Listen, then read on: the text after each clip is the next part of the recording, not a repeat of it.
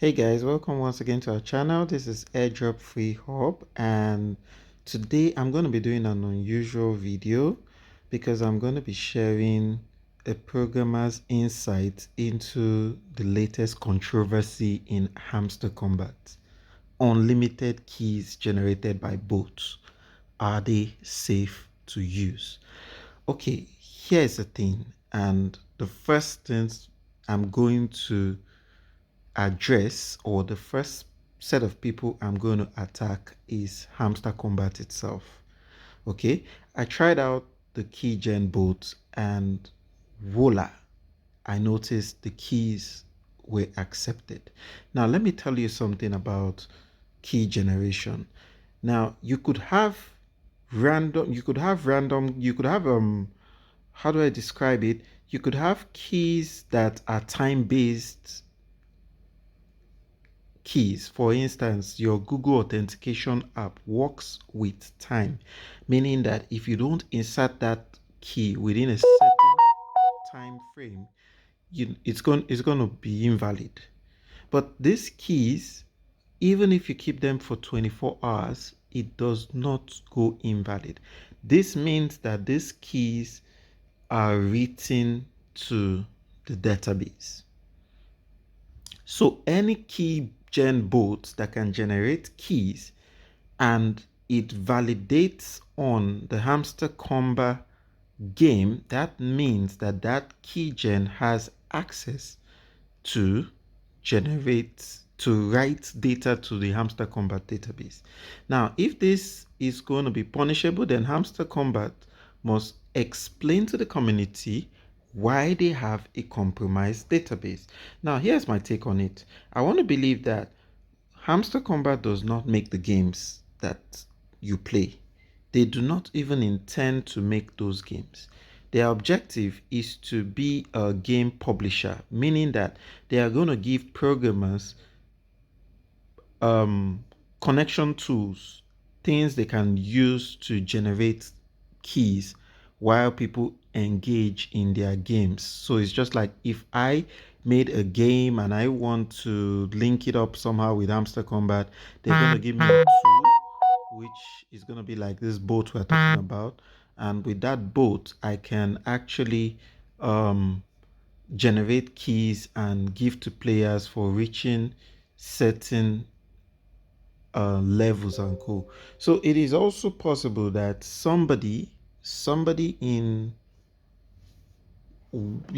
somewhere down the line decided to release his or her own boat or stuff like that. But I would disagree with that because I don't think anybody given the opportunity to actually, come up with a big gaming platform like Hamster Combat would take that risk of throwing out the tool that was given to you. And even if a tool was given to you, definitely the keys that are going to be generated from that tool would be the keys that will be generated from the tool will be traceable. You know, these keys will be written, the source will be written, so many things will be written. So if you are going to ask me from the programming perspective, this is what really happened. Hamster Combat released the games with the keys. Immediately released the game with the keys, I noticed something interesting happened. A lot of the old players got fed up and were beginning to abandon their games. You know, you know what it takes to play a game for hours and hours and hours and hours and watch crazy adverts.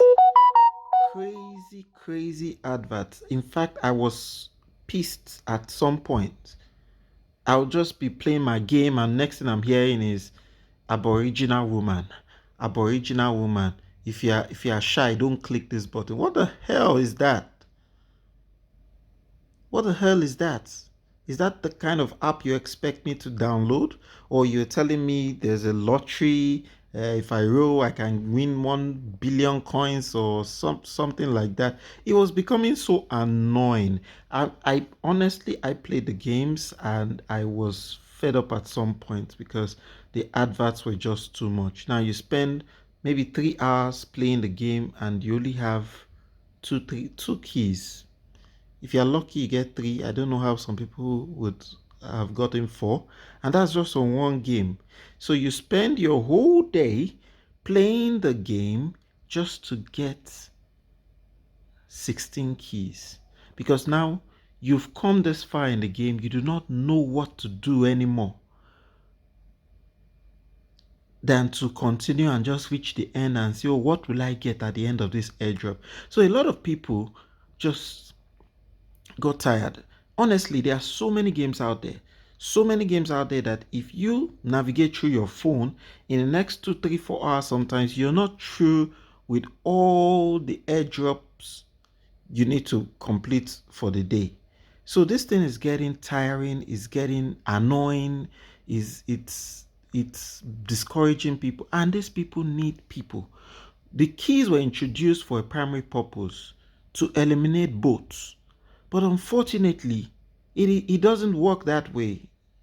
It doesn't work that way because you put people through so much stress to play these games. Now, if you're in a country where you have hourly payment for work, imagine spending time you would have used to make about $60 in 3 hours playing for crazy keys that you do not know the value of it.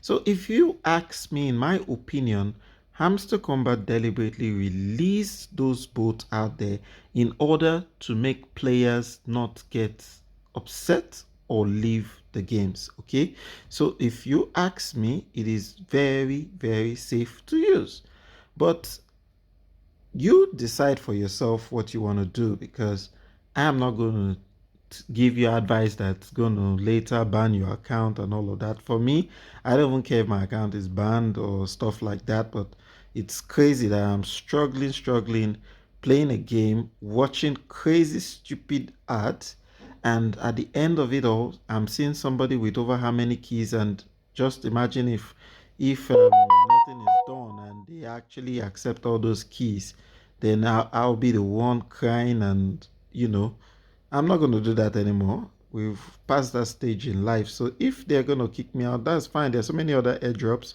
I'll focus on. I'm loving the dogs airdrop because I didn't have to do much.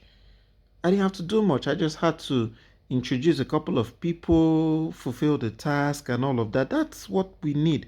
Yes, you need people, you need engagement, you need all these things to be sure that people are committed. But half the people who are going to be disengaged with a project do not have the money to purchase any token. They do not want to buy pre-sale. They do not want to do all that, because someone who's going to do that will not have all that time to play games. So all you need these people for is the community engagement, in order to tell the people who are going to buy that this project is recognized by so many people. This project has name. So they are using you to chase clouds. That is your primary function as the person on the end, the other end, playing the game and promoting and all that. So instead of having to pay crazy money in advertisement promoting, they are using you to get engagement, to get clout. So if they're going to betray you at the end of the day, that's fine. But at the end of the day, they would expose a crazy trend in the gaming industry, and everybody will realize that, oh, the essence is to bring you thus far and then abandon you halfway.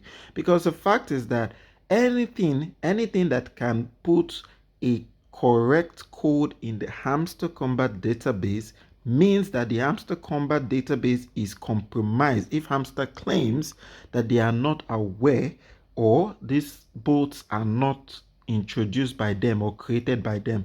Okay, so anything that has access to put that into the database, that means Hamster Kombat is compromised, meaning that all the data, all the usernames that Telegram has given to Hamster Kombat via connection to their bot is compromised, meaning that Telegram itself is compromising users' data.